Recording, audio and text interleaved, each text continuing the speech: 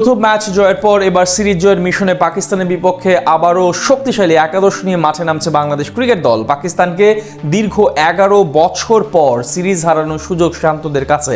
প্রথম ম্যাচে দুর্দান্ত বোলিং করা নাহিদ রানা আরও একবার থাকবেন কোচের মূল পরিকল্পনায়, ফিরতে পারেন সৌম্য সরকার। সব মিলিয়ে সিরিজ জয়ের মিশনে দ্বিতীয় ওয়ানডেতে তবে কেমন একাদশ নিয়ে মাঠে নামবে বাংলাদেশ, তার বিস্তারিত রিপোর্ট। দীর্ঘ 4 মাস পর ওয়ানডে ফরম্যাটে মাঠে নেমে বলা চলে নিজেদের মন মতো শুরু করেছে বাংলাদেশ দল। পাকিস্তানকে এক প্রকার হেসে খেলে জয় তুলে নিয়েছে ফিল সিমন্সের শিষ্যরা।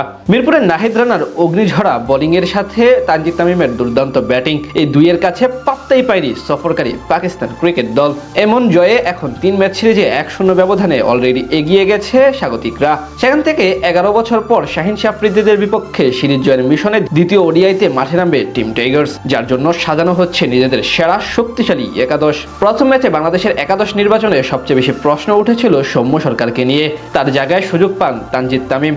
আর প্রাপ্ত সুযোগ বলা চলে কড়াই গন্ডায় কাজে লাগান যুব বিশ্বকাপ জয়ী এই ব্যাটার। পাকিস্তানের দেওয়া মাত্র 115 রানের টার্গেটে একাই ধসে দেন প্রতিপক্ষ বোলারদের। তাই এই ম্যাচেও তামিমের উপর আস্থা রাখবে টিম ম্যানেজমেন্ট। তার সাথে সাইফ হাসানের থাকা নিয়ে তৈরি হয়েছে সন্দেহ, যেখানে ফেরানো হতে পারে সৌম্য সরকারকে। আর যদি লেফট হ্যান্ড ও রাইট হ্যান্ড বিবেচনা করে তাহলে আবার সাইফই টিকে যেতে পারেন। 3 নম্বরে যথারীতি থাকবেন সাবেক অধিনায়ক নাজমুল হোসেন শান্ত। প্রথম ম্যাচে আউট হলেও ব্যাট হাতে দায়িত্বশীলতার পরিচয় দিতে দেখা যায় তাকে। 33 বলে 27 রানের ইনিংস আসে তার ব্যাট থেকে। 4 নম্বরে থাকতে পারেন উইকেট কিপার লিটন কুমার দাস। গেল ম্যাচ থেকে মিডল অর্ডারে ব্যাটিং করা শুরু করেছেন এলকেডি। সেখান থেকে দ্বিতীয় ম্যাচেও তাকে দেখা যেতে পারে একই পজিশনে। তার সাথে 5 নম্বরে থাকবেন ডানহাতি ব্যাটার তাওহিদ হৃদয়। প্রথম ম্যাচে ব্যাট করার সুযোগ না পেলেও সম্প্রতি বেশ ভালোই ফর্মে আছেন এই ক্রিকেটার। বিসিএলেও দুর্দান্ত পারফরমেন্স করেছেন তিনি।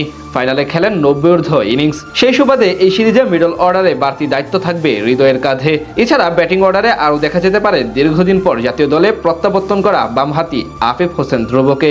তাদের সাথে ফিনিশার হিসেবে দেখা যাবে অধিনায়ক মেহেদী হাসান মিরাজ এবং রিশাদ হোসেনকে। একই সাথে স্পিন বিভাগের দায়িত্ব সামলাবেন এই দুজন। টানা ব্যর্থতার পর গেল ম্যাচে বল হাতে জ্বলে উঠেছিলেন মিরাজ। 10 ওভার বোলিং করে মাত্র 29 রান খরচ করে শিকার করেন 3 গুরুত্বপূর্ণ উইকেট। অন্যদিকে রিশাদ 2 ওভারে খরচ করেন মাত্র 10 রান। এই ম্যাচের আগে আরও একবার আলোচনায় প্রথম ম্যাচের নায়ক নাহিদ রানা। মিরপুরে গতকাল একাই ধসে দিয়েছিলেন প্রতিপক্ষের পুরো ব্যাটিং অর্ডার। অসাধারণ বোলিং করে তুলে নেন ক্যারিয়ারের প্রথম ফাইফার। 7 ওভারের স্পেলে মাত্র 24 রান খরচ করে নেন 5 উইকেট। তাই সিরিজের দ্বিতীয় ওয়ানডেতে কিছুটা বাড়তি নজর থাকবে এই পেসার। তার সাথে একাদশে আরও দেখা যেতে পারে মুস্তাফিজুর রহমান ও তাসকিন আহমেদকে। প্রথম ম্যাচে 4.4 ওভারে 18 রান খরচ করে 1 উইকেট শিকার করেন ফিজ। আর 7 ওভারে মাত্র 29 রান দিয়ে 1 উইকেট নেন তাসকিন আহমেদ। সব মিলে বলা চলে বেশ ভারসাম্যপূর্ণ একাদশ নিয়ে পাকিস্তানের বিপক্ষে সিরিজ জয়ের মিশনে মাঠে নামবে টিম টাইগার্স।